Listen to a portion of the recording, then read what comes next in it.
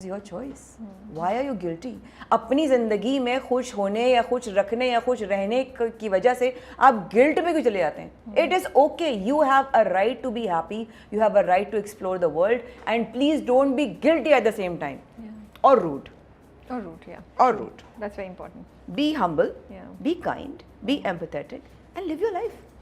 आपके अब्बू सफ़ीर थे पाकिस्तान के पहले, वियतनाम के. जी, जब वो वॉर कैसा था, थी. इधर उधर ट्रैवल करना सब कुछ बहुत मजा मैं तो बहुत बाद में पैदा हुई. ओके. तो ये लोग तब से, जब अमेरिका से वॉर थी 60s में, ओके. तो अम्मा एंड अब्बा वो पोस्टेड देयर. तो वहाँ पर फिर भुट्टो साहब के ज़माने की बात है, फिर उनको जब फांसी हुई तो ये लोग वापस आए. मैं आपने एक और बहुत इंटरेस्टिंग बात बोली थी कि अब्बू सफ़ीर थे और आपके जो ताया थे वो भी एक बहुत ह्यूमन राइट्स कमीशन के वो थे. And when you were talking about कि हाँ, जब कुछ लाइफ में होता है तो एक तो आप उस चीज़ से गुजर ही रहे होते हैं, ट्रॉमा से, फिर ऊपर से ये प्रेशर भी होता है कि यार हमारी फैमिली, उसके ऊपर क्या प्रेशर आ रहा है या हम उसको किस तरह रिप्रेजेंट कर रहे हैं. देखिए, आप दुनिया के लिए कुछ भी करते हो, लेकिन आपका जब अपना घर का बच्चा किसी दर्द से गुजरता है तो वो आपको डबल दर्द होता है. एक तो ये एक इंसानियत वाला रिश्ते का और दूसरा खून का. तो उनका घर का बच्चा बहुत सारे ट्रॉमा से गुजर रहा था एंड ऑब्वियसली जो बड़े होते हैं उनको ज़्यादा होता है कि यार हम किस तरीके से इनको मजबूत करें, किस तरह. तो उन बड़ों का तरीका होता है चलिए उठिए, शाबाश, हिम्मत पकड़िए. उनका वो कमज़ोर पड़ना नहीं होता, उनको उस वक्त मजबूत होना. जब वो मजबूत होते हैं तो कहते हैं हाँ यार ये मजबूत हो तो हमें भी मजबूत होना है. तो फिर हम उस तरह उनको देखकर फिर हम इंस्पिरेशन में हम भी मजबूत हो गए. मैं ये जानना चाहती थी, जैसे डाइवोर्स के वक्त भी और बाकी चीज़ों के वक्त भी आपको ये होता था कि यार उफ, ये प्रेशर भी है कि मेरी वजह से इन लोगों को क्या फेस करना पड़ेगा, ये इस तरह की जहन में आती थी बात? बहुत इस चीज़ ने तो बहुत अरसे तक बहुत सारे स्टेप्स लेने से रोका रखा. नहीं यार, दोबारा अगर हो गया तो क्या कहेंगे लोग, घर वालों को क्या होगा, ये होगा, वो होगा, धब्बा आ जाएगा, फलां आ जाएगा. ये सब हमारी सोच में होता है. ऐसा कुछ नहीं होता. आज की मेमोरी बहुत छोटी है लोगों की और हमसे ज़्यादा बड़े मसले हैं. कुछ लोगों के लिए उनके मसले इतने हैं कि वो अपने मसलों को एड्रेस करने के बजाय वो हमारे मसलों में पड़ते हैं. But again that's their choice. How do they choose to live their life. मायरी पे आते हैं जल्दी से. आयशा, कोई फ़ैन रिएक्शन आ रहा है, लोग क्या कह रहे हैं, क्या सुनने को मिल रहा है आयशा के बारे में, क्या लोग कहते हैं आपको? वेरी लकी कि मेरा दोबारा से एक्टिंग का आगाज़ आयशा से हुआ और लोगों का इतना प्यार, इतनी appreciation from across the globe, जिसमें बांग्लादेश, जिसमें इंडिया, जिसमें बहरीन, जिसमें US, बाकायदा लिखते हैं हम वहाँ पर देख रहे हैं, हम वहाँ पर देख रहे हैं, हम वहाँ पर देख रहे हैं. और दैट इज़ जस्ट अनबिलीवेबल कि वो जब देता है तो ऐसे ही देता है.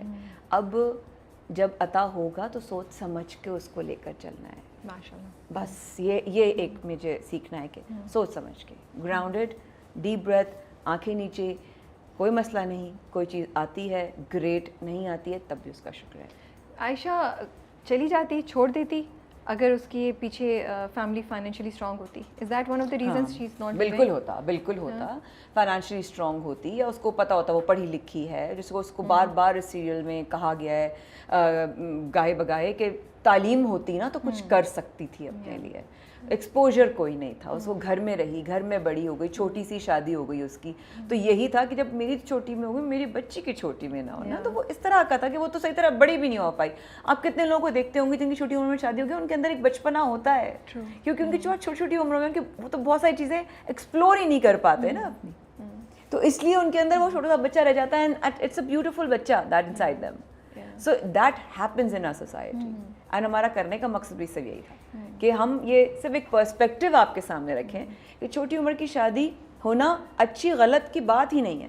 बात यह है कि क्या हम अपने बच्चों को, अपनी जनरेशन को वो स्ट्रेंथ दे रहे हैं कि जो चैलेंजेस आएंगे वो उनको फेस कर सकेंगे.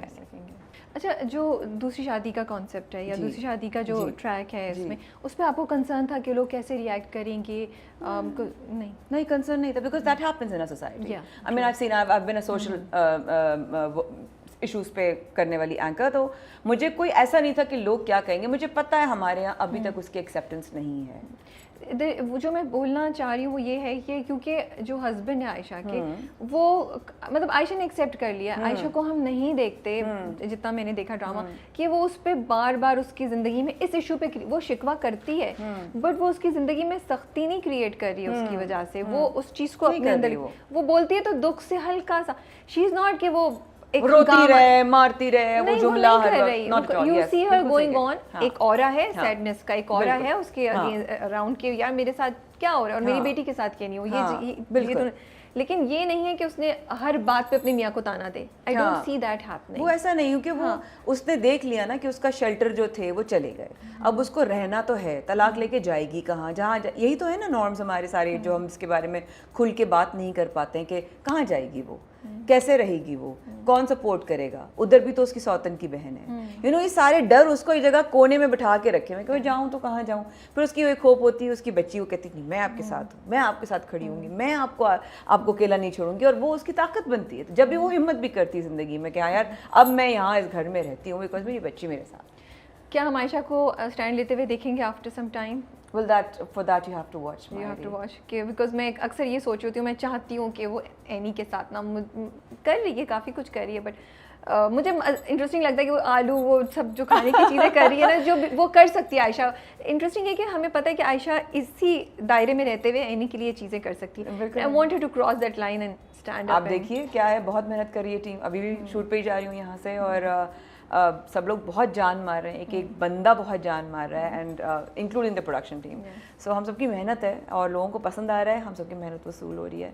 इस कहानी में आगे क्या होगा उसके लिए मायरी देखते रहिएगा, समझने की कोशिश कीजिएगा, नेगेटिविटी मत रखिएगा किसी भी एक्टर के लिए, बिकॉज वो एक किरदार निभा रहा है। मेरी गुजारिश होगी सबसे कि कोई ऐसा फेस हुआ है आप लोगों को? मुझे तो नहीं हुआ, लेकिन हर तरह के कैरेक्टर्स हैं ऑब्वियसली। उसमें एक मामू का किरदार है, एक हबीब का किरदार है, एक राहिला का किरदार है, वो सब किरदार निभा रहे हैं। किरदार से नफरत कीजिए, इंसान से नफरत नहीं कीजिए। अच्छा, बहुत से लोगों को मायरी से ये भी शिकवा है कि ग्लैमराइज कर रहा है चाइल्ड मैरिज, आप इस पर कुछ कहना चाहेंगी उन तमाम कमेंट्स के जो ये कह रहे हैं आप?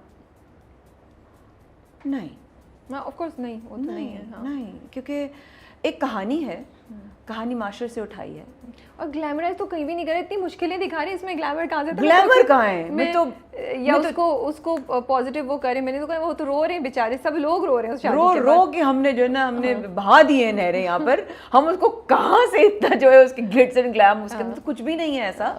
हम तो सिर्फ दिखा रहे हैं कि एक कहानी में क्या क्या पहलू हो सकते हैं। हर इंसान की अपना एक कैरेक्टर है, किसी एक के ऊपर फोकस है ही नहीं। That's why everybody is central, playing a central character, because हर एक के ऊपर अपनी एक शाख और दूसरी ब्रांच से जुड़ता हुआ एक इंसान है।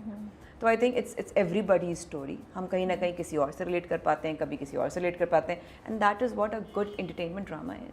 Yeah, I think Mairi is doing a great job. It's actually highlighting the issues that can happen in early marriage or any marriage जहाँ पे consent इतनी ज़्यादा शायद नहीं है दोनों parties की.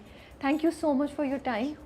And it was a lovely conversation. मैं YouTube channel के बारे में बहुत serious हूँ. अच्छा, इसमें मिलकर बात करते हैं ना? मजाक नहीं करेंगे. अच्छा, you should, you know. नहीं, मिलके करेंगे कुछ इंशाल्लाह. कोई स्क्रिप्ट्स हैं जो आप पढ़ रही हैं, हम आपको जल्द कहीं और देखेंगे या क्या? बहुत सोच समझ के ठहराव के साथ देखकर मुझे काम करना है, तो ऐसा करना है जो अब और एक अपग्रेड हो, एक और उसका एडवांस वर्जन हो, जो मैं करना चाहूँ, मेरे लिए चैलेंजिंग हो, कुछ और हो जो मुझे मेरे और दूसरे मसल्स को खोले, जो मेरे लिए बहुत मुश्किल हो, तो मुझे लगे कि हाँ यार कुछ और करना चाहिए।